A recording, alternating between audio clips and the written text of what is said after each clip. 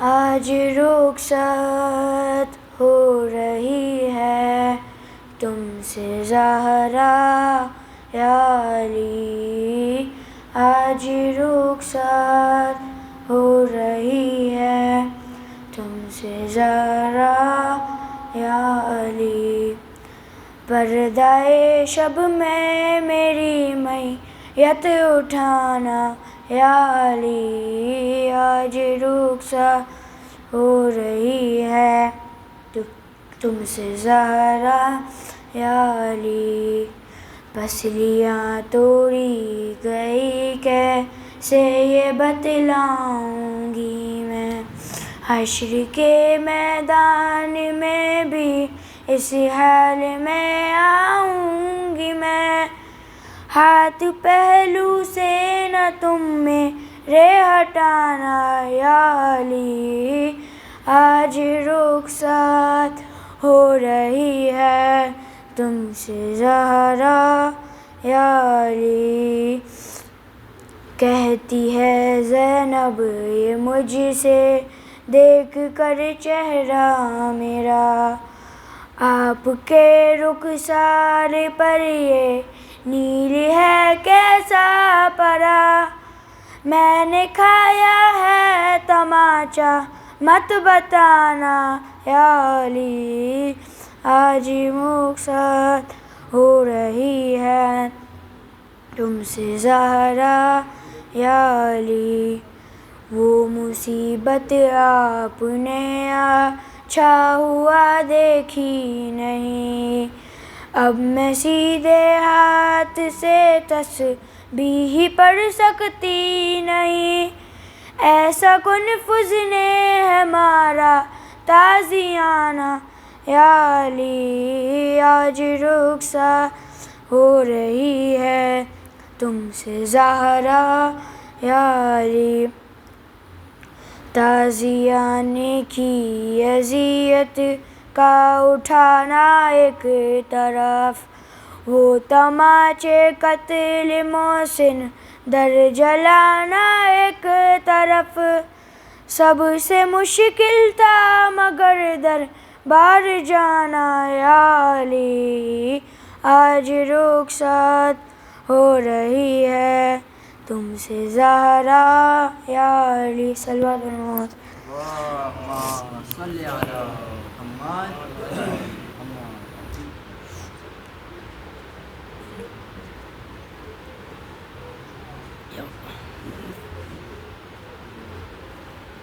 محمد وعلی محمد صلوات۔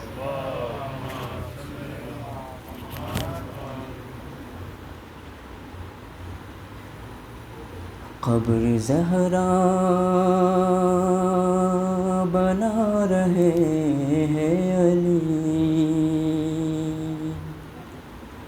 اپنی غربت چھپا رہے ہیں علی، قبر زہرا بنا رہے ہیں علی، اپنی غربت چھپا رہے ہیں علی، کیوں قمر جھک گئی ہے مولا کی، کیوں قمر جھک گئی ہے مولا کی، کس کی میت اٹھا رہے ہیں علی، اپنی غربت چھپا رہے ہیں علی، قبر زہرا بنا رہے ہیں علی، اپنی غربت چھپا رہے ہیں علی، وقت تلقین زخم شانوں کو، وقت تلقین زخم شانوں کو، دھیرے دھیرے ہلا رہے ہیں علی، دھیرے دھیرے ہلا رہے ہیں علی، اپنی غربت چھپا رہے ہیں علی، قبر زہرا بنا رہے ہیں علی، اپنی غربت چھپا رہے ہیں علی۔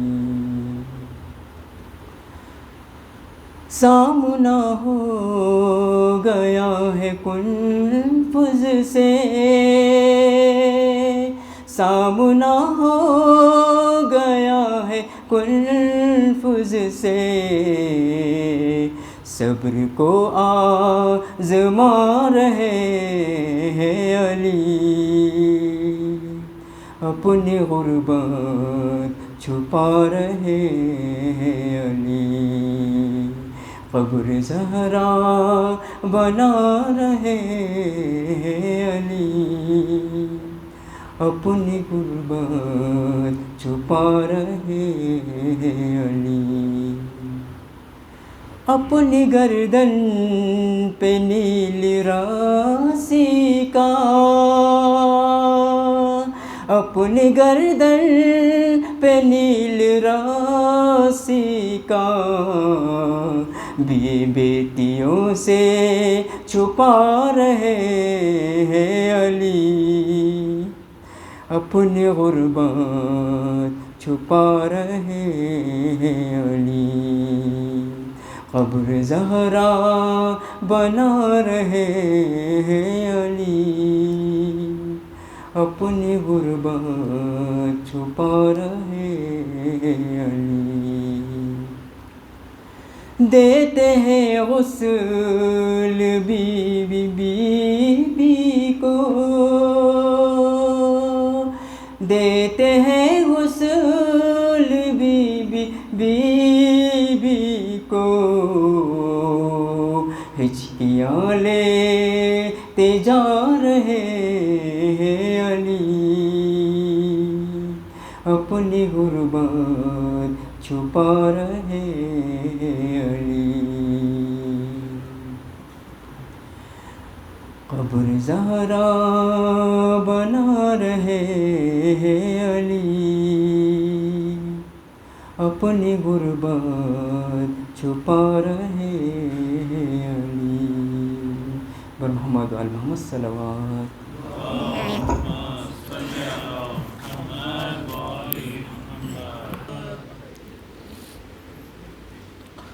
رحم اللہ من یقرأ الفاتحہ۔ بسم اللہ الرحمن الرحیم، الحمد للہ رب العالمین الرحمن الرحیم، ایاک نعبد و ایاک نستعین، الصراط المستقیم، صراط الذین انعمت علیہم غیر المغضوب علیہم ولا الضالین۔ بسم اللہ الرحمن الرحیم، قل هو اللہ احد اللہ الصمد لم یلد ولم یولد ولم یکن له کفوا احد۔ بسم اللہ الرحمن الرحیم، قل هو اللہ الصمد لم یلد ولم یکن له کفوا احد۔ بسم اللہ الرحمن الرحیم، قل هو اللہ الصمد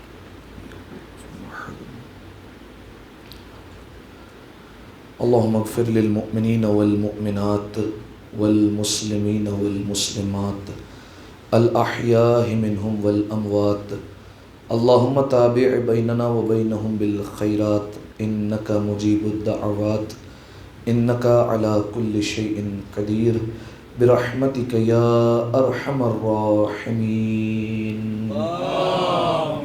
اللهم صل على محمد اعوذ باللہ من الشیطان اللعین الرجیم بسم اللہ الرحمن الرحیم الحمد للہ الذی یخلق ولم یخلق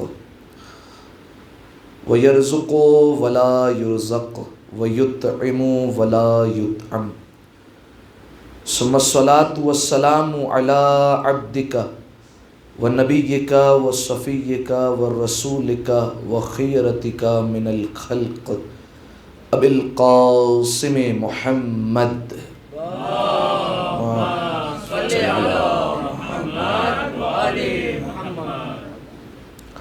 وعلى أهل بيته الطيبين الطاهرين المعصومين المظلومين سيما ابن عمه علي عليه السلام وهو النبأ العظيم والصراط المستقيم والقرآن الكليم وهو الصديق الأكبر والفاروق الأعظم وحبل الله المتين وإمام المسلمين ووصي رسول رب العالمين واللعنة الدائمة على أعدائهم أجمعين أما بعد فقد قال الله سبحانه وتعالى في محكم كتابه المبين بسم الله الرحمن الرحيم إنما يريد الله ليذهب عنكم الرجس أهل البيت ويطهركم تطهيرا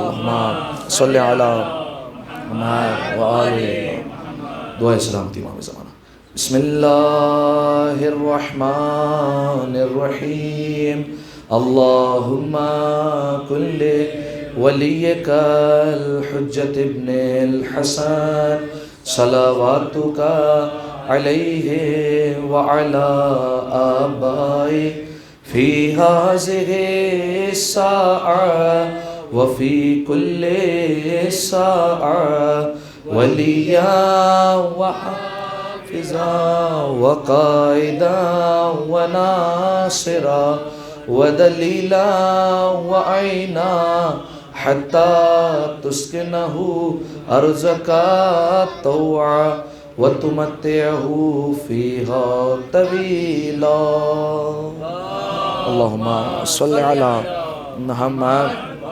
محمد. سامعین محترم، عزیزان گرامی قدر، ابتدائی سخن میں ہی آپ تمام مؤمنین اور مؤمنات کی خدمت میں مادر حسنین شہزادی کونین بنت مصطفیٰ زوجہ مرتضیٰ جناب فاطمہ زہرا سلام اللہ علیہا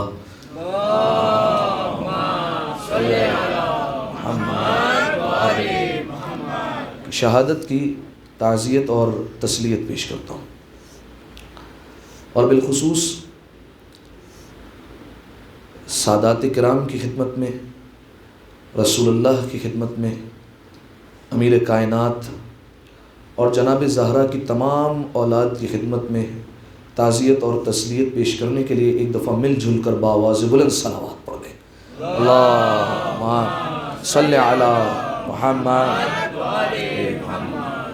سامعین محترم، سلسلہ مجالس کی یہ تیسری مجلس عزا ہے، اور جس آیہ مجیدہ کو مسلسل آپ کی خدمت عالیہ میں پیش کیا جا رہا ہے وہ دراصل سورہ مبارکہ احزاب کی 33ویں آیت ہے. اس آیت میں پروردگار عالم نے اہل بیت علیہ السلام کی طہارت اور ان کی پاکیزگی کا اعلان فرمایا ہے. ترجمہ یقیناً آپ کے اذہان عالیہ میں موجود ہے. انما یرید اللہ، بس اور بس، فقط اور فقط اللہ کا ارادہ یہ ہے، لیذھب عنکم الرجس اہل البیت، کہ اے اہل بیت آپ سے ہر طرح کے رجس کو دور کر دے، ویطہرکم تطہیرا، اور آپ کو ایسا پاک و پاکیزہ کر دے جیسا پاک و پاکیزہ کرنے کا حق ہے. سامعین محترم، اس آیت میں پروردگار عالم نے کیا دعویٰ کیا کہ میں تمام تر رجس کو اہل بیت علیہ السلام سے دور رکھوں گا. دیکھیے، دعویٰ کرنے والا کوئی عام انسان نہیں ہے. انسان کا دعویٰ محدود ہوتا ہے. پروردگار عالم چونکہ خود لامحدود ہے، لہٰذا اس کا دعویٰ بھی لامحدود ہے، لہٰذا اس کے دعوے میں وسعت پائی جاتی ہے. وہ کیا کہہ رہا ہے؟ میں تمام تر رجس کو اہل بیت علیہ السلام سے دور رکھوں گا. آپ جانتے ہیں یہ پروردگار عالم نے جو کہا ہے کہ دور رکھوں گا، یہ پروردگار عالم نے جو لفظ استعمال کیا ہے اس کی وسعت کیا ہے، اس میں کتنی گنجائش پائی جاتی ہے کہ پروردگار عالم کہہ رہا ہے کہ میں دور رکھوں گا. کتنی وسعت ہے اس میں، کتنی گنجائش ہے. ایک آیت پڑھتا ہوں میں قرآن مجید سے.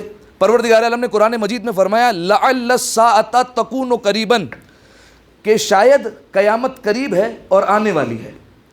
قرآن کو نازل ہوئے کتنا عرصہ ہو گیا؟ 1400 برس. 1400 برس پہلے قرآن اترا ہے. 1400 برس پہلے اللہ نے دعویٰ کیا کہ قیامت قریب ہے اور آنے والی ہے. اور اب تک نہیں آئی ہے. تو آپ ذرا انصاف کر کے بتائیے کہ ایک آیت میں اللہ کہہ رہا ہے قیامت قریب ہے اور آئی نہیں ہے, اور ایک آیت میں اللہ کہہ رہا ہے کہ میں تمام تر رزق کو اہل بیت سے دور رکھوں گا. تو فیصلہ آپ کے اوپر ہے, جس کا قریب اتنا دور ہوگا اس کا دور کتنا دور ہوا کرے گا, کتنی وسعت پائی جاتی ہوگی. پروردگار عالم دعویٰ کہہ رہا ہے کیونکہ وہ لامحدود ہے لہٰذا اس کا دعویٰ بھی لامحدود ہوا کرے گا. لہٰذا اس نے کہا کہ میں ہر طرح کے رزق کو اہل بیت سے دور رکھوں گا. اہل سنت کی تفاسیر میں بھی یہ بات موجود ہے کہ جب یہ آیہ مجیدہ نازل ہوئی تو پیغمبر اکرم کا طریقہ کار یہ تھا کہ پیغمبر اکرم پروردگار عالم کی جانب سے جناب سیدہ اور خانوادہ اہل بیت کا احترام کر کے بتا دیتے. کس طریقے سے احترام کرتے تھے؟ جناب سیدہ کے دروازے پر روزانہ آتے ہیں, اشارہ کرتے ہیں السلام علیکم یا اہل بیت النبوہ. دیکھیے ایسا نہیں ہے کہ ایک آدھ دفعہ ہو گیا روٹین میں, پیغمبر اکرم گزر رہے تھے اور گزرتے گزرتے سلام کر دیا اور سرسری طور پر ایک دفعہ یہ فیل ہو گیا. نہیں, ہر روز نماز سے پہلے آتے ہیں اور ہر روز جناب سیدہ کے دروازے پر اشارہ کرتے ہیں اور سلام کرتے ہیں. اور روایت عجیب ہے کہ جب پیغمبر اکرم سلام کرتے ہیں تو جناب سیدہ کے دروازے کی چوکھٹوں میں سے سلام کا جواب آیا کرتا ہے اور پیغمبر اکرم سلام کر رہے ہیں. یہ ایک دفعہ کا معمول نہیں ہے, روزانہ, بلکہ اہل سنت کی تفاسیر میں لکھا ہے, بعض میں لکھا ہے 6 مہینے تک, بعض میں لکھا ہے 9 مہینے تک روزانہ پیغمبر اکرم یہی فعل انجام دیتے رہے.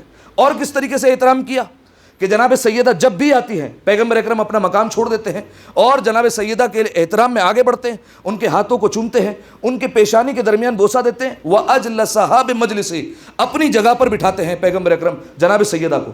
آپ نہیں سمجھے یہ کون کھڑا ہو رہا ہے, یہ پیغمبر کون ہے؟ آپ جانتے جب پیغمبر اکرم کو پروردگار عالم نے معراج پر بلایا تھا اور پیغمبر اکرم کی سواری جب چوتھے آسمان پر پہنچی ہے تو وہاں پر پہلے ہی سے جتنے باقی انبیاء ہیں وہ پیغمبر اکرم کی سواری کا انتظار کر رہے تھے. 1.25 لاکھ انبیاء, 1,23,999 نبی پیغمبر کے استقبال میں وہاں پر بیٹھے ہوئے ہیں, انتظار کر رہے ہیں. ادھر پیغمبر اکرم کی سواری وہاں پر پہنچی اور پیغمبر اکرم نے اپنا قدم سواری سے باہر رکھا, ادھر سارے انبیاء اپنے اپنے مقام سے اٹھ گئے, سب نے اپنی اپنی مسند کو چھوڑ دیا. یعنی میں کہنا یہ چاہ رہا ہوں پیغمبر کے آتے ہی آدم نے اپنی مسند کو چھوڑا, نوح اپنے مقام سے کھڑے ہو گئے, ابراہیم نے اپنی مسند کو چھوڑ دیا, موسیٰ اپنے مقام سے اٹھ گئے, عیسیٰ اپنے مقام سے کھڑے ہو گئے, یحییٰ اٹھ گئے, اسماعیل اٹھ گئے, زکریا اٹھ گئے, ہر نبی مقام چھوڑ کر اٹھنے لگا. پیغمبر اکرم نے کہا بات کیا ہے, آپ کیوں اٹھ رہے ہیں؟ سب نے کہا یا رسول اللہ اگر آپ کے احترام میں نہیں اٹھیں گے تو ہماری نبوتیں چلی جائیں گی, ہم پر لازم ہے کہ آپ کے احترام میں اٹھے. تو چوتھے آسمان پر سارے انبیاء اللہ کے رسول کے احترام میں اٹھے. یہ تھا عرش کا منظر. اور فرش کا منظر یہ ہے کہ جب بھی فاطمہ آتی پیغمبر اکرم اپنی مسند چھوڑ دیا کرتے ہیں. یعنی میں کہنا یہ چاہ رہا ہوں جس کے احترام میں 1.25 لاکھ انبیاء اپنی مسند چھوڑے اسے رسول کہتے ہیں, اور رسول جس کے لیے اٹھ جائے اسے بطول کہا جاتا ہے.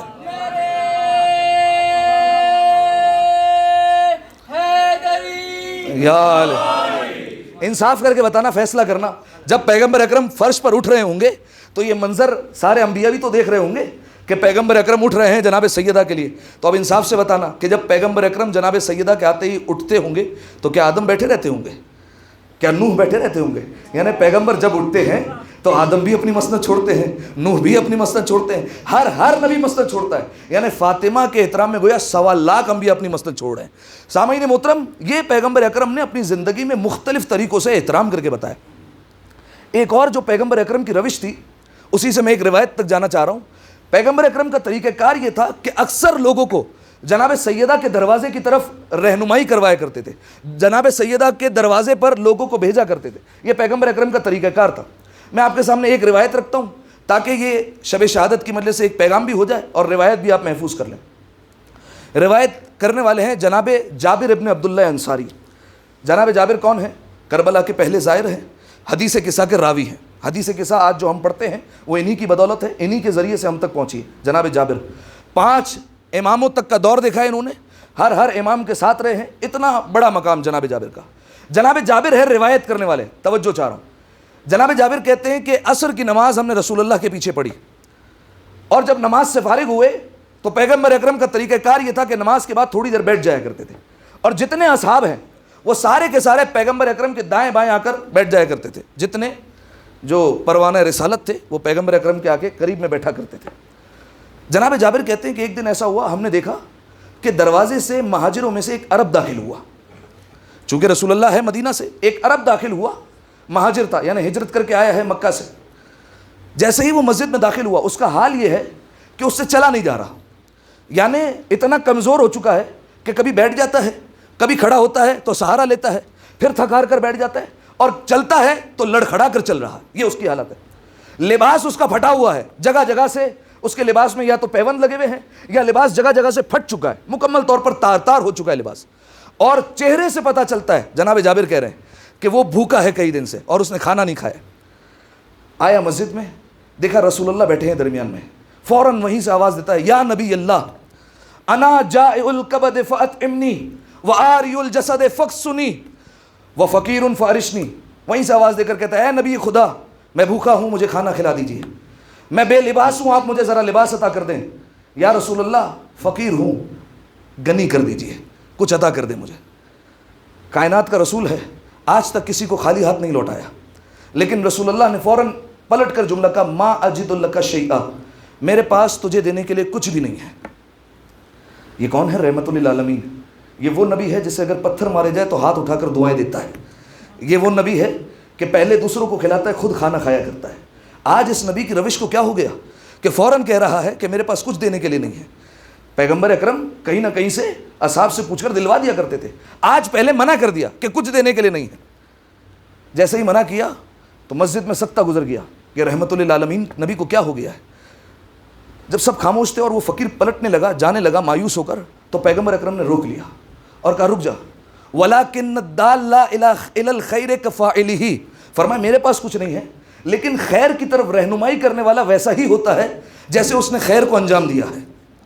توجہ ہے آپ کی؟ میرے پاس کچھ نہیں ہے لیکن میں تیری ایسی جگہ پر رہنمائی کر دیتا ہوں جہاں سے تو خالی ہاتھ نہیں پلٹے گا، میں تجھے دلوا دیتا ہوں۔ دیکھیے سامعین محترم، یہی پیغام ہے اس روایت کا اہم ترین پیغام۔ بعض اوقات یہ ہوتا ہے کہ ہمارے پاس کوئی آ جاتا ہے، محتاج ہوتا ہے کسی بھی حوالے سے، بالفرض اس کے گھر میں فاقے ہیں، بالفرض مقروض ہے کسی کا، بہت زیادہ قرض دار ہو گیا، کوئی اور حاجت ہے، کوئی ضرورت ہے، بالفرض اگر ضرورت نہ ہو، خواہش ہے، کیا خواہش ہے؟ آپ سے کہتا ہے مجھے کربلا جانا ہے، ٹھیک ہے؟ اب بالفرض تین ہی صورتیں ہو سکتی ہیں جو آپ اپنائیں گے، یا تو یہ ہے کہ آپ خود عطا کر دیں اسے، اور یہ ظاہر ہے کہ بہت بڑی فضیلت ہے کہ آپ اپنے ہاتھ سے عطا کریں۔ اس روایت کا پیغام یہ ہے کہ اگر آپ کے پاس نہیں ہے دینے کے لیے تو آپ درمیان میں ریفرنس بن جائیں، وسیلہ بن جائیں۔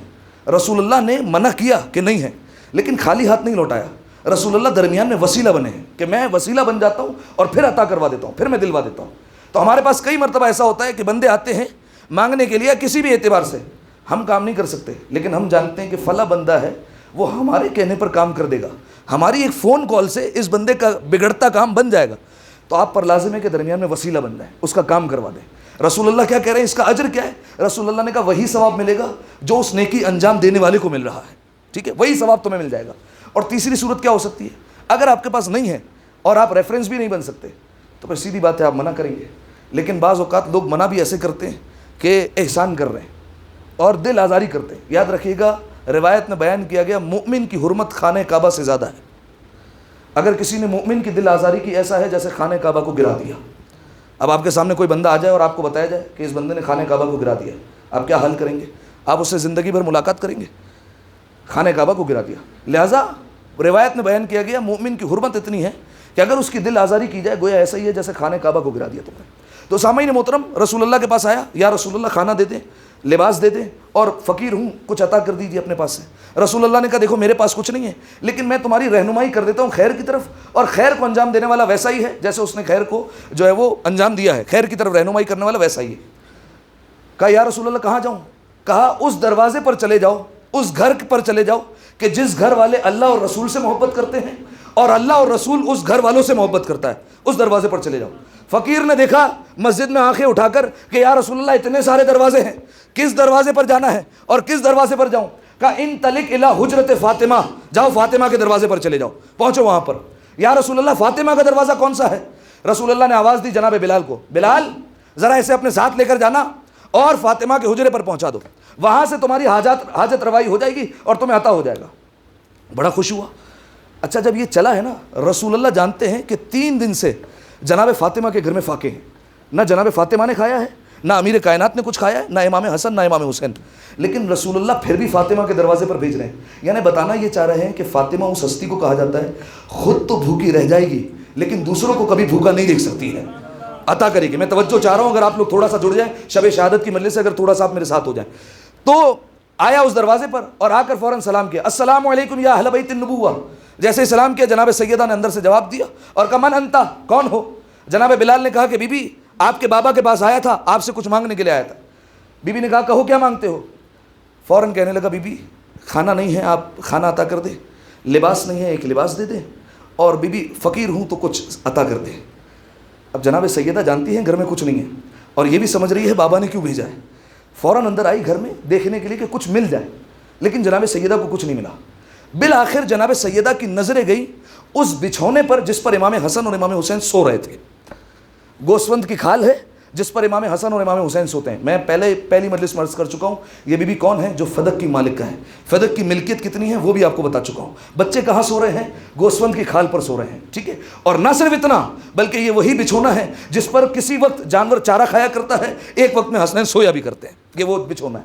جناب سیدہ آئی دیکھا حسنین سو رہے ہیں، جانتی ہے فقیر دروازے پر ہے، بچوں کو اٹھایا پیار سے زمین پر سلا دیا، بچھونا اٹھایا اور آئی دروازے پر، اور دروازے میں سے بی بی نے بچھونے کو عطا کیا اور کہا کہ یہ لے جا، پروردگار عالم تیری حاجات کو پورا کرے گا، پروردگار عالم تیری مشکل کشائی کر دے گا، اس بچھونے کو لے جا۔ اس نے منع کر دیا، کہا بی بی اس بچھونے کا میں کیا کروں گا؟ میں تو آپ سے کھانا مانگ رہا ہوں، میں تو آپ سے لباس مانگ رہا ہوں، میں آپ سے پیسے مانگ رہا ہوں، آپ سامنے سے مجھے بچھونا عطا کر رہی ہیں، میں اس بچھونے کا کیا کروں گا؟ یہ کہہ کر اس نے بچھونے کو واپس کر دیا۔ ایک جملہ کہوں آپ کی سماعتوں کی نظر، میں کہتا ہوں کم معرفت تھا اور کم ظرف تھا کہ اس نے حسنین کا بچھونا واپس کر دیا۔ اگر چاہتا تو لے لیتا، وہ نہیں جانتا تھا کہ سلیمان جس قالین کو مس کر دے وہ ہوا میں اڑنے لگتا ہے، تو ذرا سوچئے جس کو حسنین مس کر دے لے لیتا، چاہتا تو حکومت کرتا اس سے، بھائی معرفت کی بات ہے، اگر یہ جانتا ہوتا تو کچھ بھی کر سکتا تھا اس بچھونے کے ذریعے سے، نہیں لیا، واپس کر دیا۔ بی بی نہیں چاہیے یہ، شہزادی نے وہ لیا گھر میں رکھ دیا، بی بی کچھ اور عطا کر دے۔ بی بی نے گھر میں تلاش کی لیکن کچھ نہیں ملا۔ بی بی کی نگاہ گئی اپنے گلے میں گلوبند پر، ایک ہار تھا موتیوں کا، یہ وہ ہار تھا جو بی بی کے دل کے بڑا قریب تھا، جو بی بی کو بڑا عزیز تھا۔ کیوں؟ کیونکہ یہ ہار بی بی کو جناب حمزہ کی دختر نے دیا تھا، جناب حمزہ رسول اللہ کے چچا، ان کی دختر نے جناب فاطمہ کو یہ ہار عطا کیا تھا۔ بی بی کو بڑا عزیز تھا اور بی بی کو بڑا پسند تھا، لیکن بی بی نے پروردگار عالم کی راہ میں اس ہار کو اتار کر دے دیا، کہا یہ لو۔ اور جب عطا کیا تو یہ دیتے ہوئے عطا کیا کہ اب اس کو رکھ لینا، پروردگار عالم اس کے ذریعے سے تمہاری مشکل کشائی کرے گا، جاؤ اسے فروخت کرو اور اپنی حاجات کو پورا کرو۔ اس نے ہار کو لیا، مسجد آیا، مسجد میں رسول اللہ کے پاس آ کر کہتا ہے یا رسول اللہ آپ کی بیٹی نے، آپ کی دختر عزیز نے مجھے یہ ہار عطا کیا ہے۔ رسول اللہ نے کہا کیا کہا ہے؟ کہا کہ آپ کی بیٹی نے کہا ہے کہ اللہ اس ہار کے ذریعے سے مشکل کشائی کرے گا۔ رسول اللہ نے کہا جب فاطمہ نے کہا ہے تو اللہ کرے گا۔ جب فاطمہ نے کہہ دیا تو فاطمہ کا کہنا اللہ کا کہنا، اس نے کہہ دیا تو مطلب اللہ تمہاری مشکل کشائی کرے گا۔ یا رسول اللہ اس کو فروخت کرنا چاہتا ہوں۔ ادھر اس کی زبان سے نکلا کہ یا رسول اللہ فروخت کرنا ہے، ادھر جناب عمار یاسر کھڑے ہو گئے۔ یہ کون ہیں؟ ایمان کے 7ویں درجے پر ہیں، علی کا سچا عاشق ہے، فوراً کھڑے ہوئے اپنی جگہ سے، یا رسول اللہ اگر آپ اذن دیں اور اجازت دیں تو میں اس ہار کو خریدنا چاہتا ہوں۔ رسول اللہ نے کہا بسم اللہ۔ عمار نے جیسے یہ دعویٰ کیا نا کہ میں خریدنا چاہتا ہوں، رسول اللہ نے ایک اور جملہ کہا عمار تم اکیلے اس ہار کو خرید رہے ہو، اگر اس ہار کو خریدنے میں، جملہ سنیے گا، اس ہار کو خریدنے میں جن و انسان سب مل کر یہ ہار خرید لیتے اور سب ہار کو خریدنے میں شریک ہو جاتے تو اللہ ہر ایک پر جہنم کو حرام کر دیتا۔ اب ذرا سوچیے جس کے ہار کا یہ مقام ہو، جس کا ہار جہنم سے بچا جائے تو اس بی بی کا اپنا اختیار کتنا ہوگا۔ کہا کہ عمار خرید لو اس ہار کو۔ جناب عمار جانتے تھے اصول ہے کہ پہلے جو ہے وہ جو خرید رہا ہے اس سے قیمت پوچھی جاتی ہے، کیا قیمت جو ہے وہ لگاتے ہو؟ کہا کہ قیمت یہ ہے کہ اس ہار کے بدلے ایک روٹی چاہیے کیونکہ کہا تھا بھوکا ہوں، ایک روٹی چاہیے، ایک چادر چاہیے تاکہ اپنے جسم کو ڈھانپ لوں، ایک دینار چاہیے تاکہ اپنے گھر واپس چلے جاؤں، بس اور کچھ نہیں چاہیے، یہ ہار کی قیمت ہے، بس یہ مجھے دلوا دو۔ جناب عمار نے، اب زبان حال سے آگے ایک جملہ کہوں گا، جناب عمار نے کہا کہ تو نے ایک روٹی مانگی ہے، میں روٹی کے ساتھ تجھے گوشت بھی عطا کرتا ہوں، تو نے چادر مانگی ہے، میں یمنی چادر عطا کرتا ہوں، تو نے 1 دینار مانگا ہے، میں 200 درہم اور 20 دینار عطا کرتا ہوں۔ اس نے فوراً پلٹ کر جملہ کہا بڑے سخی معلوم ہوتے ہو؟ کہا علی کے ماننے والے سخی ہی ہوا کرتے ہیں، سخی ہی ہوا کرتے ہیں۔ جیسے ہی یہ جملہ کہا بی بی نے کہا کہ سخی معلوم ہوتے ہو، اس فرد نے کہا، جناب عمار نے کہا امیر کائنات کے ماننے والے ایسے ہی ہوا کرتے ہیں۔ جناب عمار نے اس کو ساتھ لیا اور اس شخص کو قیمت دی، اپنے گھر پر بٹھا کر اسے کھلایا کہ کھانا تناول کرو. اس کے بعد اسے یمنی چادر دی, ساتھ میں درہم و دینار دیے, بڑے اچھے طریقے سے رخصت کیا. مسجد آیا, یا رسول اللہ آپ کے صدقے میں, آپ کی بیٹی کے صدقے میں میری حاجات پوری ہو گئی. رسول اللہ نے کہا فاطمہ کے لیے دعا کر دو. اس نے جناب سیدہ کے لیے دعا کی, رسول اللہ نے آمین کہا, وہ چلا گیا. جناب عمار کے ہاتھوں میں ہار آ گیا. اب ہے با معرفت صحابی نا, ہار کو لے کر آنکھوں سے لگانے لگے, چومنے لگے. اس کے بعد یمنی چادر لی, مشک اور عنبر کی خوشبو لی, اس میں ہار کو ڈال دیا, اس کو مکمل خوشبو والا کیا. اس کے بعد نکالا اور اسے یمنی چادر میں لپیٹ کر اپنے غلام کو بلایا. غلام کا نام ہے سہل. سہل کو بلا کر کہا کہ دیکھ, یہ ہار میرا نہیں ہے, یہ ہار اگرچہ میں نے خریدا ہے لیکن میں سمجھتا ہوں کہ یہ امانت ہے جناب سیدہ کی, لہٰذا تو یہ ہار لے. آج سے میں نے تجھے بھی آزاد کر دیا اور میں تجھے رسول اللہ کا غلام بناتا ہوں. تو رسول اللہ کے پاس یہ ہار لے کر جا اور کہنا کہ عمار کہہ رہا ہے کہ یہ ہار بھی آج سے آپ کا ہوا, کہ عمار نے آپ کو تحفہ دیا ہے اور آج سے میں آپ کی غلامی میں آ گیا ہوں, میں آج سے آپ کا غلام ہوں. سہل نے وہ لیا, نتیجے پر بیداری چاہ رہا ہوں آپ کی. سہل نے وہ لیا, آیا رسول اللہ کے پاس, یا رسول اللہ عمار نے آپ کو ہار کا تحفہ دیا ہے اور کہا ہے آج سے میں آپ کا غلام ہوں, اب آپ کی مرضی ہے جیسے مجھ پر حکومت کرے. رسول اللہ نے کہا میں کیا کروں گا, جاؤ فاطمہ کے دروازے پر, یہ ہار بھی فاطمہ کو دے دو اور آج سے میں نے تمہیں فاطمہ کی غلامی میں دے دیا.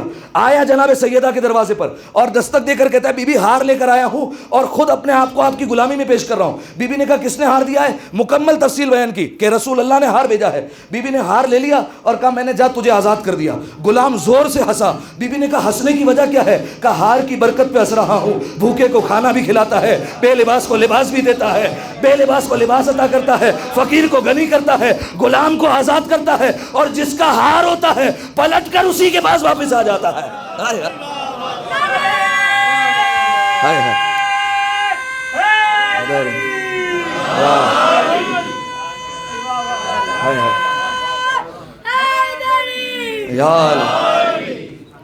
ایک ہار کی برکت, بھوکے کو کھانا مل گیا, بے لباس کو لباس مل گیا, فقیر غنی ہو کر چلا گیا, غلام آزاد ہو گیا, ہار جس کا تھا اسی کی ڈیوری پر واپس آ گیا.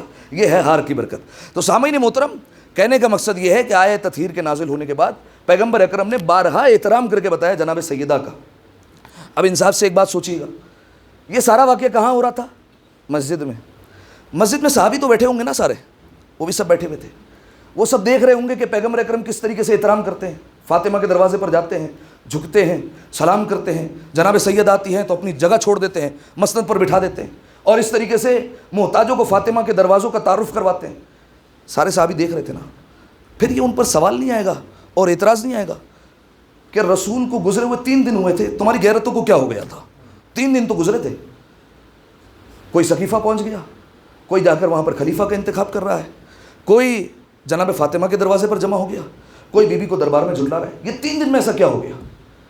ان کی غیرتوں کو کیا ہو گیا تھا؟ یہ سوال آئے گا. یہ تمام تر صحابہ پر سوال جانا چاہیے, اور جتنے ہمارے عالم اسلام کے بھائی ہیں ان سے بھی یہ سوال ہے ہمارا کہ جو صحابہ اتنا رسول اللہ کی زندگی میں احترام کرتے تھے, یہ انہیں کیا ہو گیا تھا اچانک سے کہ کائنات کے رسول کی بیٹی آئے, پہلے اپنی ملکیت کا دعویٰ کرے, اپنی وراثت کا دعویٰ کرے, دونوں جگہ سے تم نے خالی ہاتھ لوٹا دیا. کل کی گفتگو ذہن میں ہے کہ بی بی نے پہلے ملکیت کا دعویٰ کیا کہ میں فدق کی مالکہ ہوں, وہ مجھے واپس کرو.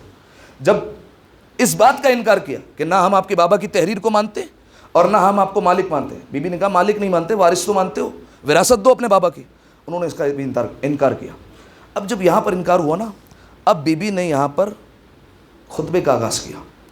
بس چند جملے سنیے خطبے کے, اور پھر آپ مجھے جو ہے وہ اجازت دیں, کیونکہ آج شب شہادت بھی ہے تو تفصیل سے مصائب پڑھنے. بی بی نے اس موقع پر جب وراثت کا انکار ہو گیا, یہاں سے خطبہ فدق کا آغاز کیا.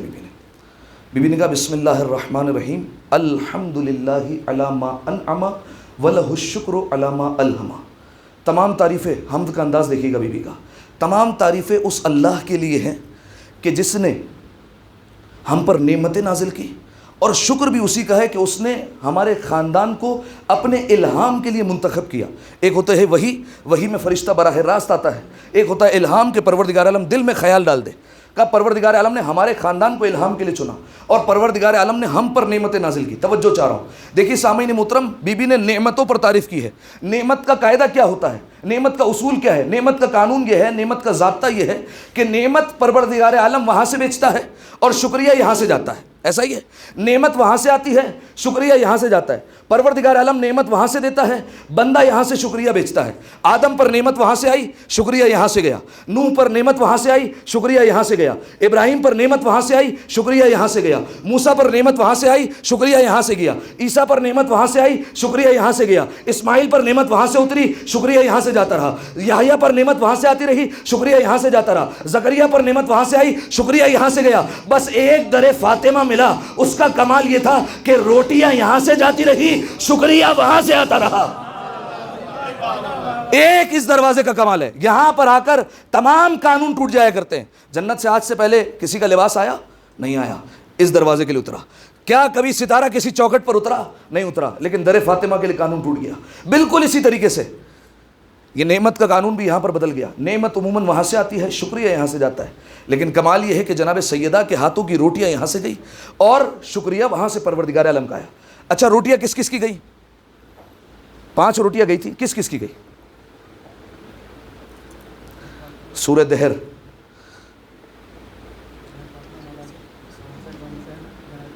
کیا کہنے، جناب سیدہ، امیر کائنات، امام حسن، امام حسین اور جناب فضہ، یہ 5 روٹیاں پروردگار عالم نے عرش پر منگوائی۔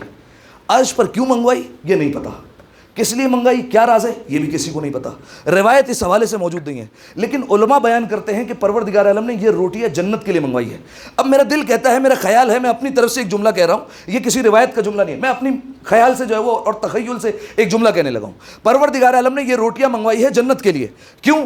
تاکہ انہی روٹیوں سے جنت کا دسترخوان سجایا جائے، ان روٹیوں سے جنت کا دسترخوان سجایا جائے، تاکہ جو جنت میں بلند مرتبے پر لوگ ہیں وہ آئیں تو ان روٹیوں سے استفادہ کریں۔ میں پھر کہہ رہا ہوں، پروردگار عالم نے جنت کے دسترخوان کے لیے روٹیاں منگوائی فاطمہ کے دروازے سے، تاکہ جنتی آئے تو ان روٹیوں سے استفادہ کرے اور انہیں خبردار کر دیا جائے، دیکھو آ رہے ہو دنیا سے، جا رہے ہو جنت میں، یاد رکھنا دنیا سے آ رہے ہو جنت میں جا رہے ہو، دنیا میں بھی فاطمہ کے ٹکڑوں پر پلتے رہے ہو، جنت میں بھی فاطمہ کے ٹکڑوں پر پلتے رہو گے۔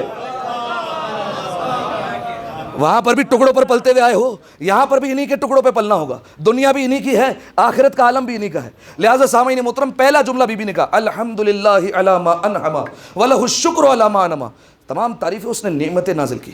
اور دیکھیے نعمتیں کس طریقے سے اس نے نازل کی۔ پروردگار عالم نے جب نعمتوں کو نازل کیا تو انسان بعد میں آیا، نعمتیں پروردگار عالم نے پہلے بنائی، ضروریات کو پہلے بنا دیا۔ انسان بعد میں آیا ہے، آسمان پہلے تھا، انسان بعد میں آیا ہے، زمینیں پہلے تھی، انسان بعد میں آیا ہے، یہ ہوا پہلے موجود تھی، انسان بعد میں آیا، یہ ہوا پہلے موجود تھی، ٹھیک ہے۔ یہ ساری کی ساری چیزیں جو انسان کی ضروریات کی تھی وہ پہلے بنائی، تاکہ کل کو انسان اشکال نہ کر سکے اور پروردگار عالم کی بارگاہ میں عذر پیش نہ کرے، پالنے والے ہم دنیا میں آئے تھے لیکن فلاں چیز ہماری ضرورت کی اور وہ نہ تھی، لہذا پروردگار عالم نے پہلے تمام تر ضرورتوں کا انتظام کیا، سب چیزیں پہلے رکھی۔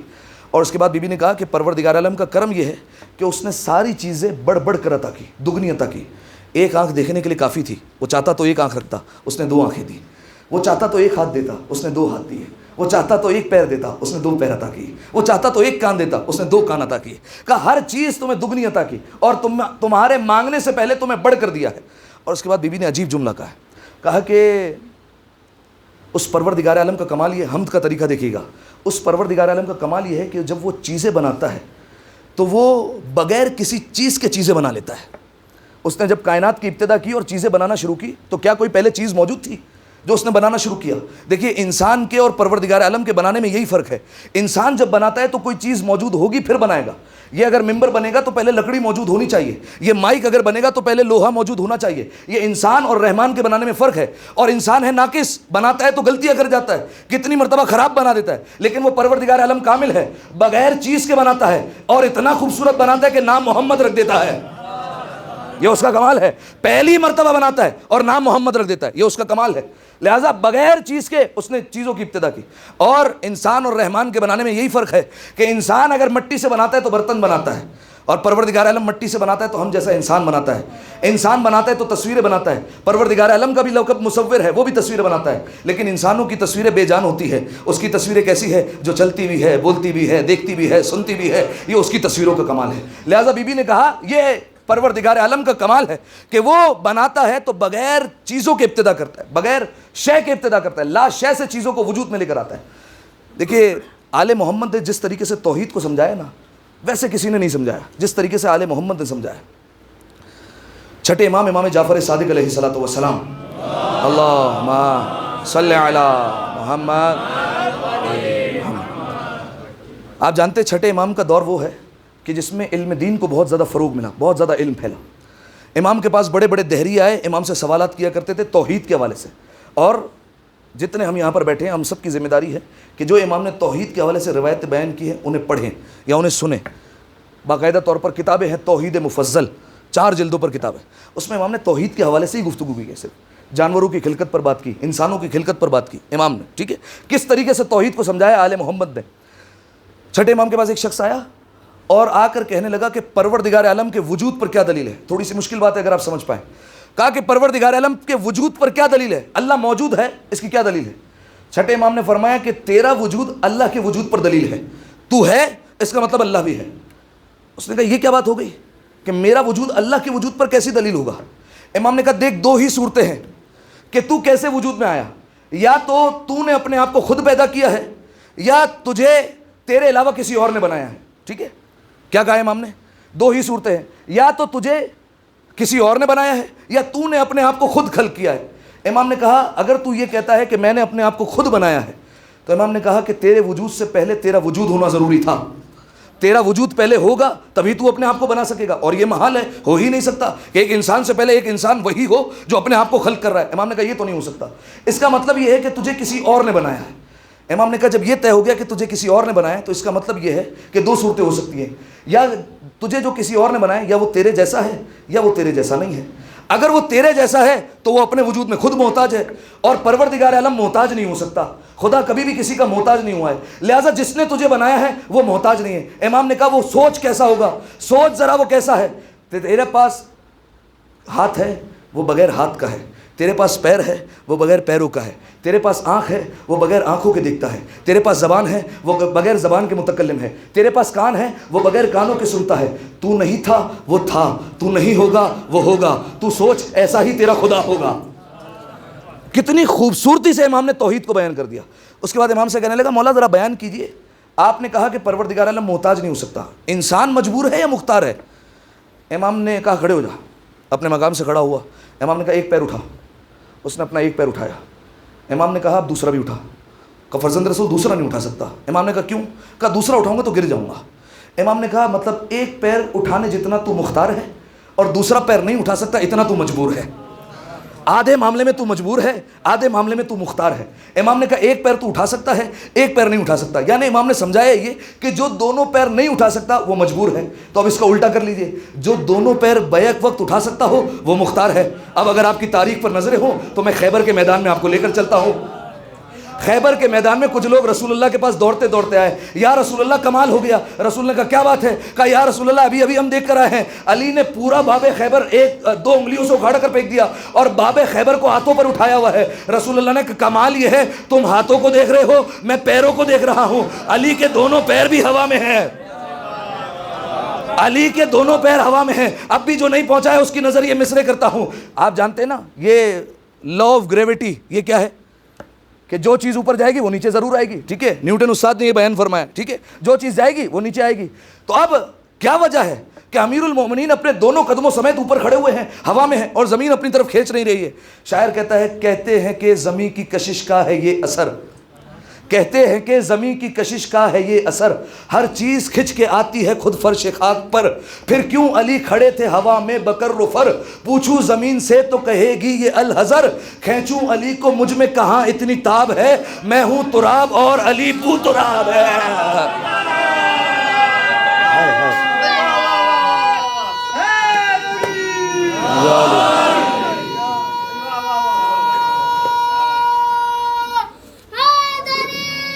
یا علی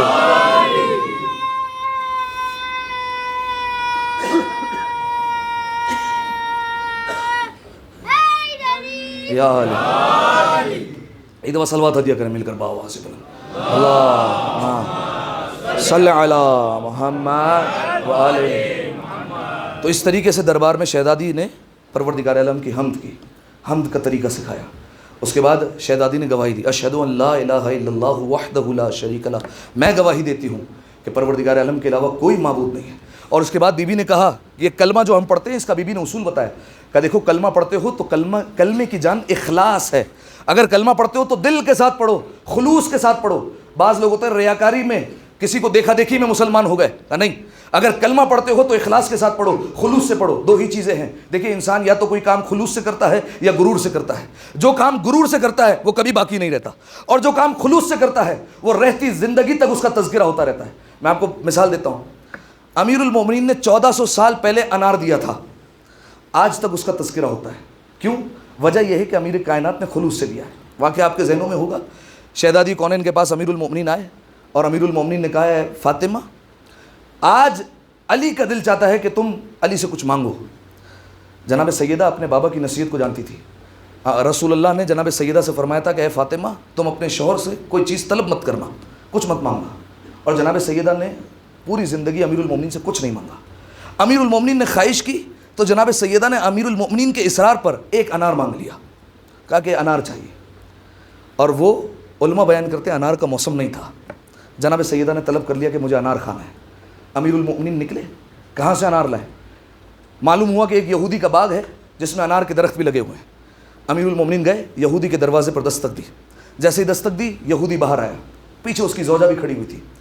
امیر المومنین نے کہا کہ میں تجھ سے انار مانگنے کے لیے آیا ہوں, جب میرے پاس گنجائش ہوگی تو میں تجھے لوٹا دوں گا. انار ہے تیرے پاس تو دے دے. اس نے کہا یا علی انار کا موسم نہیں ہے, میں انار کیسے دوں آپ کو؟ امیر المومنین نے کہا نہیں تیرے باغ میں انار ہے. اب وہ نہیں جانتا تھا یہ کن کے مالک ہے, کہہ دیتے ہیں تو ہو جاتا ہے. امیر المومنین نے کہا تیرے باغ میں ہے. اس نے کہا یا علی نہیں ہے باغ میں.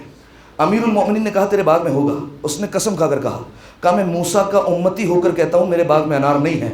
امیر المومنین نے کہا میں محمد کا وصی ہو کر کہتا ہوں تیرے باغ میں انار ہے.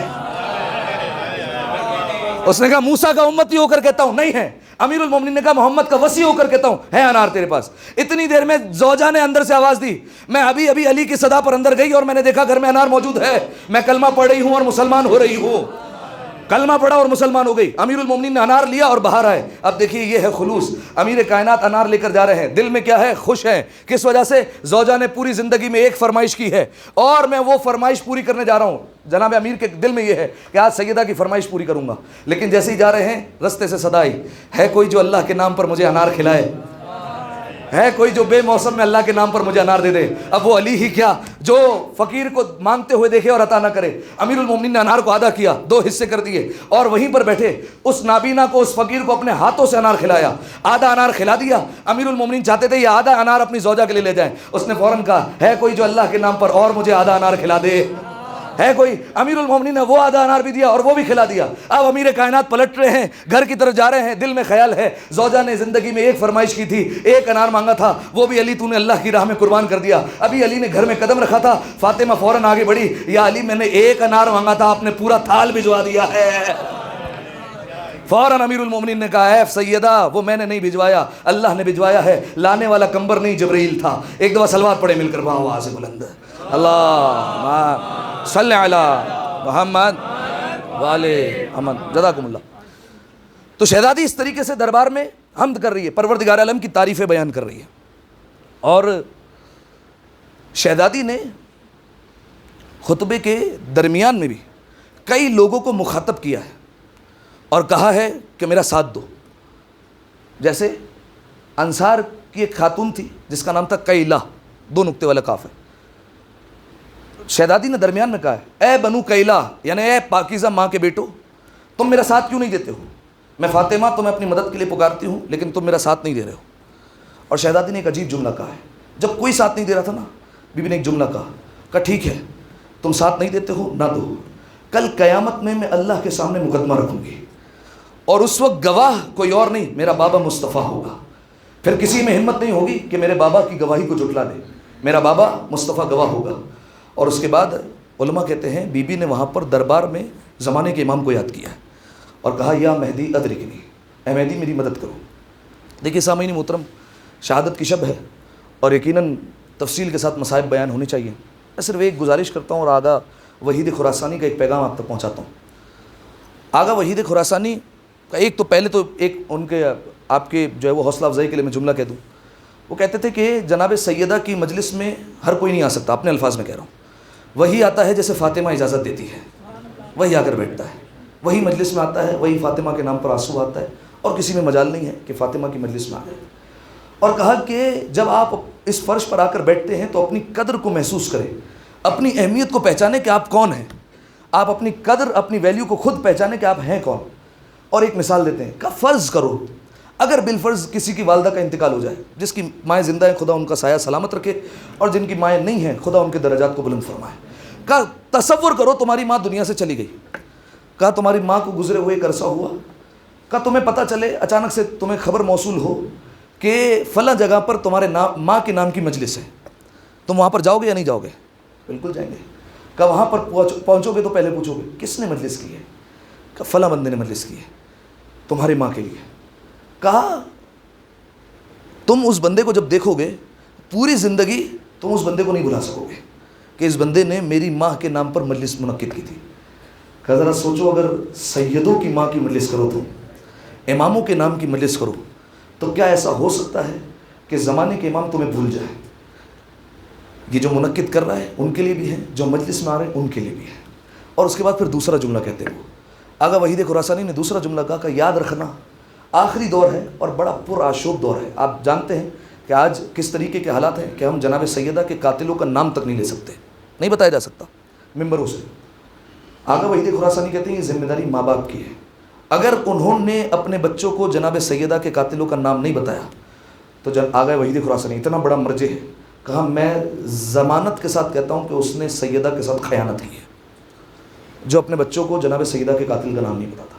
آپ کے بچوں کو پتہ ہونا چاہیے کہ جناب سیدہ کو دربار میں کس نے بلایا, پتہ ہونا چاہیے کہ جناب سیدہ کے ہاتھ سے تحریر کو کس نے چھینا, پتہ ہونا چاہیے کہ تحریر کو کس نے پھاڑا ہے, پتہ ہونا چاہیے کہ تازیانہ اٹھانے والا بدبخت کون تھا, پتہ ہونا چاہیے دروازے پر آ کر دھمکیاں کون دیتا تھا, پتہ ہونا چاہیے کہ سیدہ کے ساتھ غیر مناسب الفاظ میں باتیں کون کرتا تھا, پتہ ہونا چاہیے کہ کس نے سیدہ کے ساتھ گستاخی کی, کس نے سیدہ پر لعنت ملامت کی, کس نے سیدہ کو گالیاں دی. پتہ ہونا چاہیے آپ کے بچے کو. لہٰذا سامعین محترم یہ انتظام کرنا آپ کے اوپر ہے. دنیاوی تعلیم کا انتظام کرتے ہیں, بہت اچھی بات ہے. آغا سیستانی کی نصیحت بھی ہے کہ ہر شعبے میں جب پوچھا جائے کہ کون آگے ہے تو یہ فوراً جواب آنا چاہیے کہ وہ آل محمد کا شیعہ آگے ہے. بالکل ہونا چاہیے, لیکن دین میں کہیں پیچھے نہ رہ جائے. یہ بنیادی معلومات ہیں, بلکہ اگر ابتدا میں نہیں بتایا جاتا ہے نا تو آگے جا کر ایسا ہوتا ہے کہ ذہن میں شبہات پیدا ہوتے ہیں, ذہن میں شک آتا ہے کیسے ہو سکتا ہے. یہ جتنے سوال آتے ہیں آپ کی ذمہ داری آپ بچوں کے ذہنوں میں کلیئر کریں کہ یہ جو ہے وہ سوالات کیوں آ رہے ہیں. کسی عالم کا بندوبست کیجیے, وہ بتائے گا کہ یہ سوالات کیا تھے, کیوں امیر المومنین گھر سے باہر نہیں آئے, کیوں جناب سیدہ کو بھیج دیا, امیر المومنین نے فدق کو واپس کیوں نہیں لیا تھا, امیر المومنین فدق لینے کے لیے خود کیوں نہیں گئے پہلے, کیوں جناب سیدہ کو بھیجا تھا. یہ سارے جوابات آپ کو پتہ ہوں گے تو آپ اپنے بچوں تک منتقل کر سکیں گے.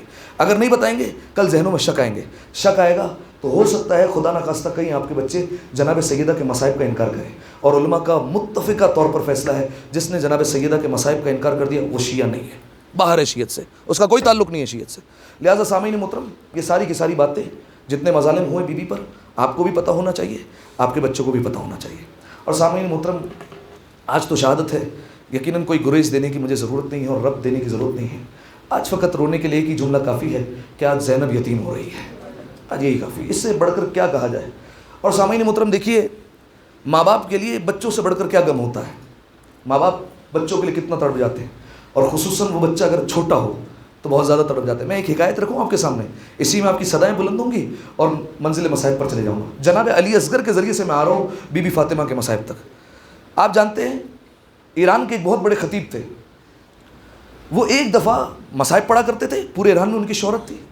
ایک دفعہ جناب علی اصغر کے مصائب پر وہ پھوٹ پھوٹ کر گریا کرنے لگے, بڑا رونے لگے جناب علی اصغر کے مصائب پر.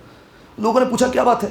کہ بات یہ ہے میری زندگی میں خود ایک واقعہ پیش آیا ہے, اس وجہ سے میں بہت زیادہ روتا ہوں شہزاد علی اصغر کو یاد کر کے. کہ کیا واقعہ پیش آیا؟ کہ دراصل میں اپنی فیملی کے ساتھ ہائی وے سے ٹریول کر رہا تھا. کہ ایسا ہوا کہ ایکسیڈنٹ ہو گیا گاڑی کا. کہا کہ فوراً جو ہے وہ میں نے اپنی فیملی کو سنبھالا اور گاڑی ایک طرف کر دی. کہا چونکہ گاڑی کی ایسی حالت نہیں تھی کہ وہ آگے بڑھ سکے, ہائی وے ہے کون مدد کرے گا.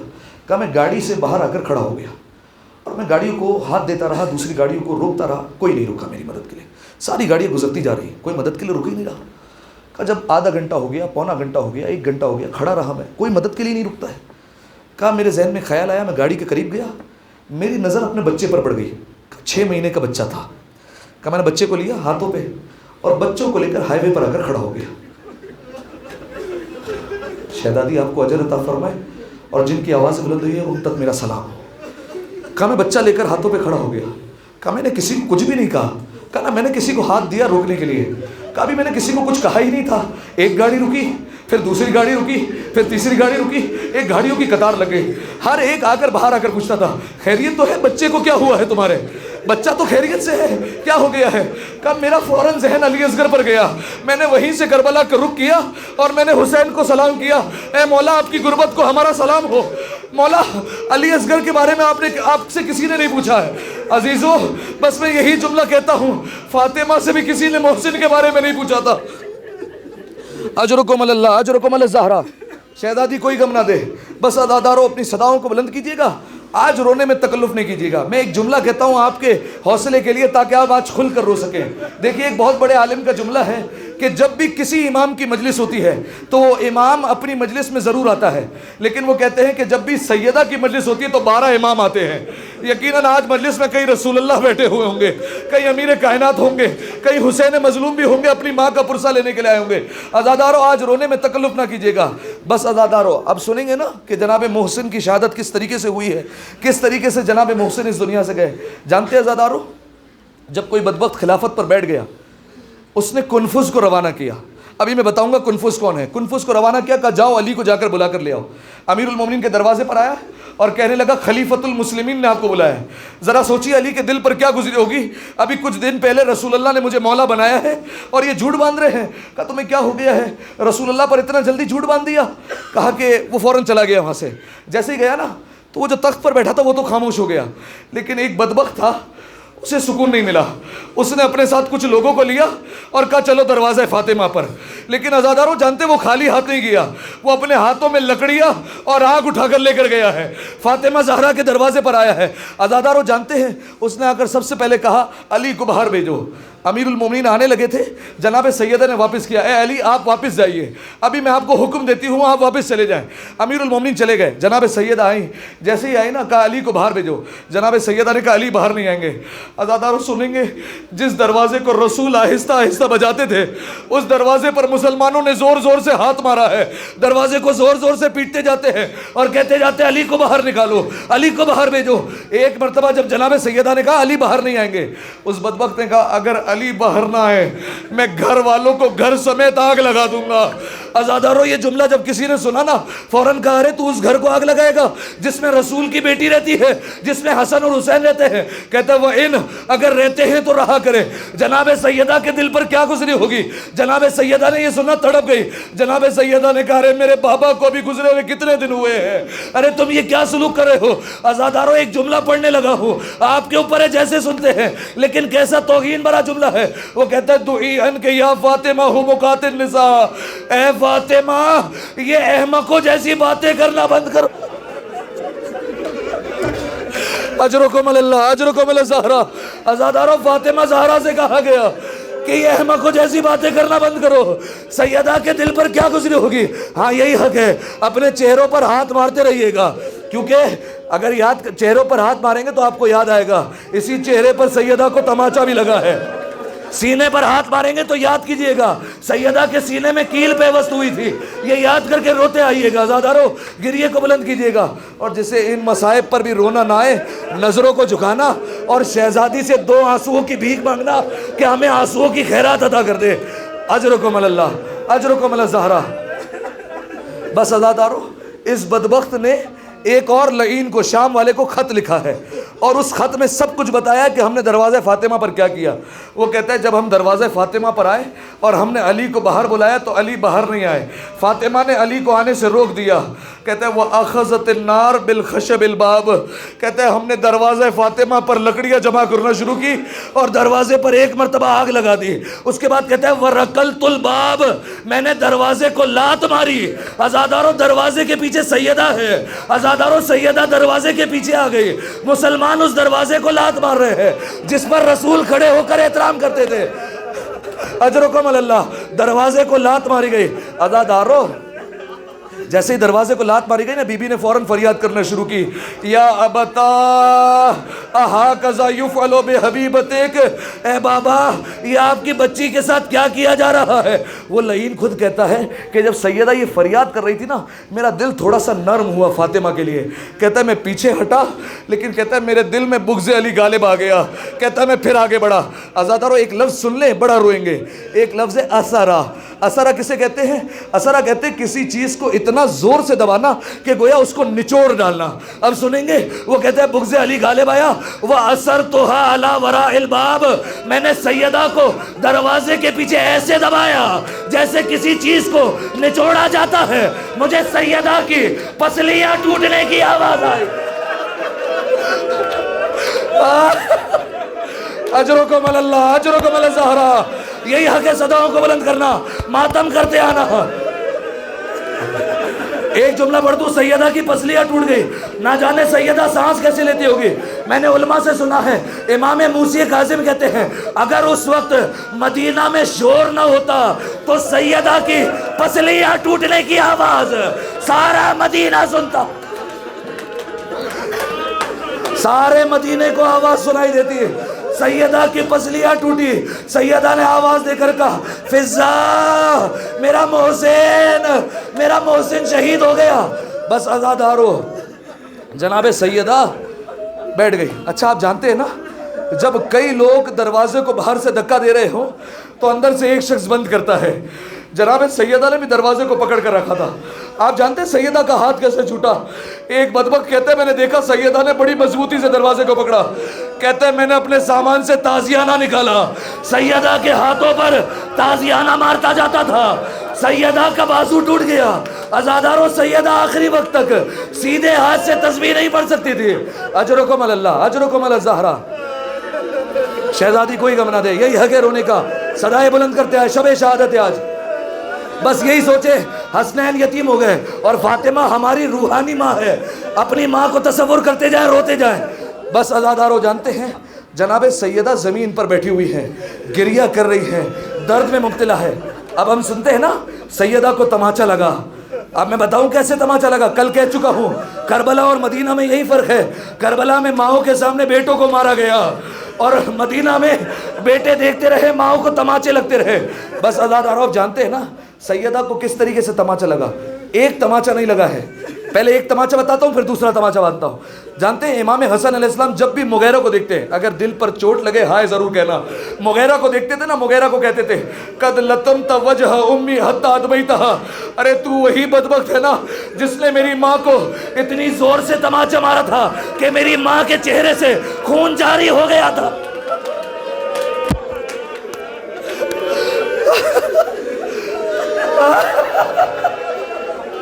یا زہرا. بس عزادارو جناب سیدہ اٹھنا چاہتی ہے. عربی زبان میں تماچے کے کئی لفظ ہیں. ایک لفظ ہے ضربہ. ضربہ کہتے ایک ہاتھ سے رخسار کے ایک طرف پوری شدت سے تماچا مارنا، اسے کہتے ضربہ. یہ تماچا نہیں لگا ہے. ایک تماچا ہے لطمہ، اتنا زور سے مارنا کہ خون جاری ہو جائے. یہ سیدہ کو مغیرہ نے مارا تھا. ایک اور لفظ ہے صفقہ، سواد فاقہ. یہ تماچا وہ ہے کہ اگر کوئی انسان اپنی پوری طاقت سے دونوں ہاتھوں سے رخسار کے دونوں طرف اگر کسی کو تماچا مارے تو اسے کہتے ہیں صفقہ. عزاداروں وہ بدبخت کہتا ہے سیدہ کی ماں، سیدوں کی ماں زمین پر تھی، ابھی اٹھی. وہ کہتا ہے فَصَفَقْتُهَا بِيَدَيَّ، میں نے سیدہ کو دونوں ہاتھوں سے تماچا مارا. سیدہ کے کانوں سے گوشوارے ٹوٹ کر گرے، کان لہو لہان ہو گئے. اجرکم اللہ، اجرکم الزہرا. جناب محسن شہید ہو گئے. انا للہ وَإِنَّا إِلَيْهِ رَاجِعُونَ. عزادارو ایک بار پھر کہتا ہوں جناب محسن کو ذہن میں رکھنا.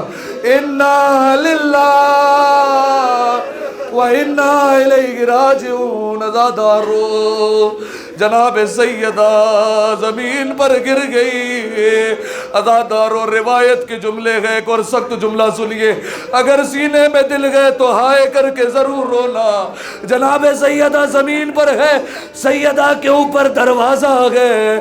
عزاداروں علی کو لینے کے لیے میں نے علماء سے سنا ہے 50 لوگ دروازے کے اوپر سے گزر گئے. سیدہ در کے نیچے گئے.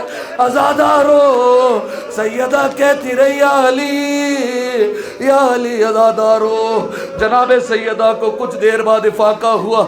اب جو دیکھا جناب فضہ سے پوچھا. دیکھیے جناب سیدہ نے اس وقت یہ نہیں پوچھا فضہ میرا محسن کہاں ہے، یہ نہیں پوچھا میرے بچے کہاں ہیں. آخری جملے پڑھ رہا ہوں. جناب سیدہ نے کہا فضہ میرا علی کہاں ہے. جناب فضہ نے کہا بی بی گلے میں رسی ڈال کر لے جا رہے ہیں. جناب فاطمہ اٹھی، اسی عالم میں گھر سے نکلی. عزاداروں بی بی سے چلا نہیں جا رہا. دیکھا علی کے گلے میں رسی ہے، اور مظلومیت یہ ہے علی کے گلے میں رسی ہے. علی مڑ مڑ کر اپنی زوجہ کو دیکھ رہے ہیں. عزاداروں جناب سیدہ فوراً گئی، اپنے شوہر کے دامن کو پکڑ لیا، کمر کے پٹکے سے پکڑ لیا. آخری جملہ ہے، کمر کے پٹکے سے اپنے شوہر کو پکڑ لیا اور کہتی جاتی ہے خلو ابن امی، میرے چچا زاد کو چھوڑ دو ورنہ میں بد دعا کروں گی. عزاداروں میں کہتا ہوں سیدہ کو اگر چھڑوانا تھا تو کوئی ایسے بھی ہٹوا سکتا ہے نا، لیکن ایک بدبخت نے اپنے غلام کنفس کو اشارہ کیا. کنفس آگا بڑھا، اس کے ہاتھ میں تازیانہ تھا. پہلے سن لینا تازیانہ کیسا تھا. جانتے ہیں عزاداروں اس تازیانے میں درمیان سے نیچے تک چھوٹی چھوٹی کیلیں لگی ہوئی تھی.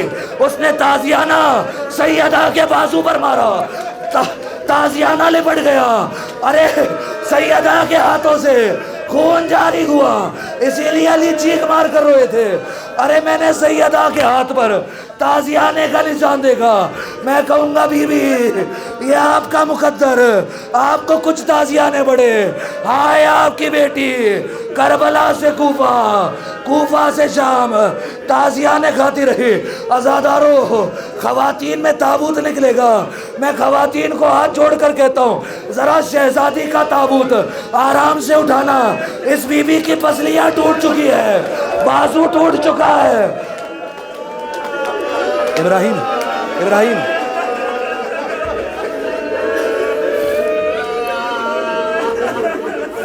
اپنی جگہ پر ہی بیٹھے، مرثیہ سنیں اور روتے جائیں.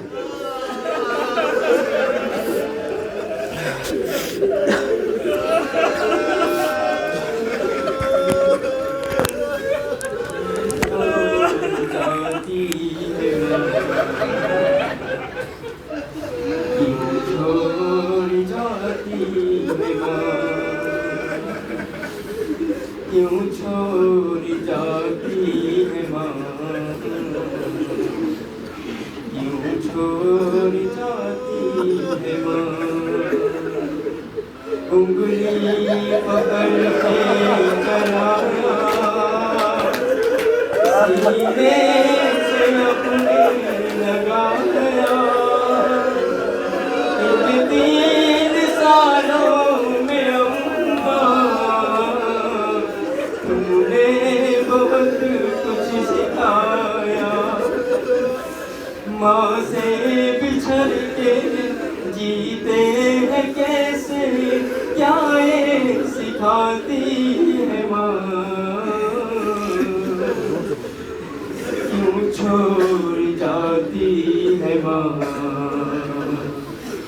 کیوں چھوڑ جاتی ہے ماں. دروازہ جب سے گرا میں پہلو شکستہ ہوا ہے. ٹوٹی ہوئی پسلیاں ہے، شبیر سب جانتا ہے. تکلیف میں ہوں بچوں کو اپنے کب یہ بتاتی ہے ماں. قصہ مجھے ایک ماں کا بھیا حسن نے سنایا. بیٹا وہی سامنے تھا جب ماں نے کھایا ٹماٹر اب اپنے گھر میں بچوں سے اپنا چہرہ چھپاتی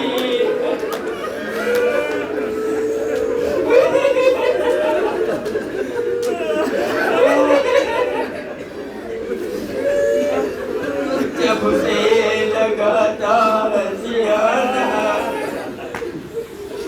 مشکل تھا مجھ کو سنانا جب ہاتھ دیکھا تمہارا تب جا کے میں نے جانا ہو ہاتھ زخمی پھر بھی چپک کر لوری سناتی ہے ماں شبیر نے پھر صدا دی کیا چھوڑ جاؤ گی تم بھی کیوں ایسا کہتی ہو ماں رہتی نہیں ماں کسی کی اچھا بتاؤ کیا دور جا کے پھر لوٹ آتی ہے ماں کیوں چھوڑ جاتی ہے ماں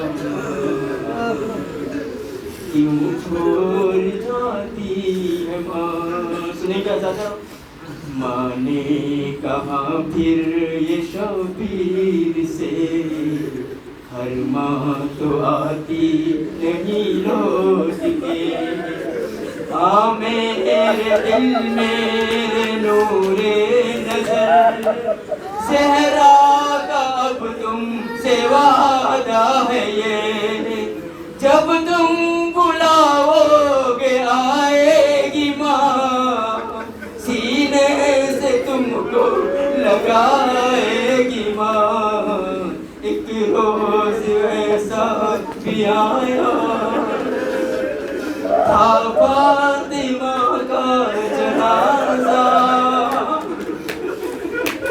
روزے کفن جب ہٹایا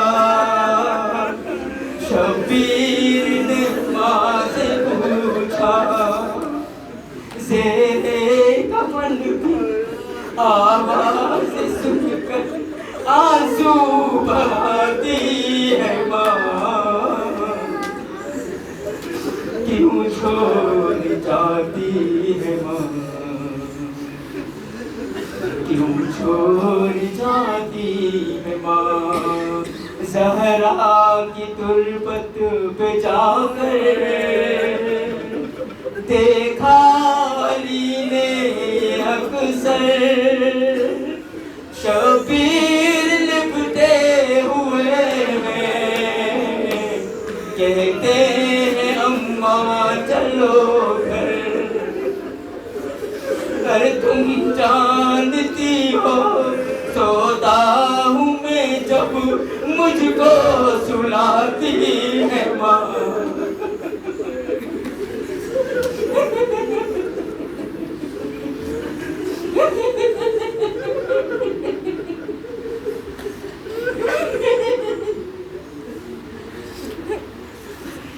کیوں چھوڑ جاتی ہے ماں کیوں چھوڑ جاتی ہے ماں جناب سیدنا